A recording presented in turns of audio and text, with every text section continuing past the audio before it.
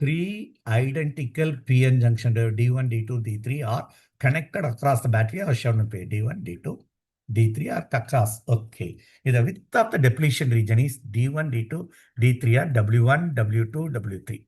Okay, respectively. Then the correct option is உனக்கு forward biasல இருக்கிறப்போ with will degrees. அப்போ W1 will be lesser. ஏன்னா it is in forward bias.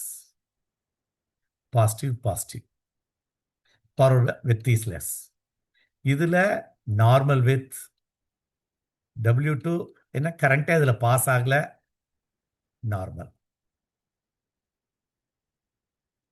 இதுல reverse பயாஸ்ல width will increase when it is connected the reverse bias. W3 is high. இந்த knowledge வச்சு நம்ம போட்டுடலாம். So W1 should be lesser. Less. இதுவும் chance இல்லை. W1, W3 ஈக்குவலா இருக்க சான்ஸ் இல்லை. W2 less than W1 கிடையாது. W1 தான் லெஸ். அப்போ W2 ஓட லெஸ்.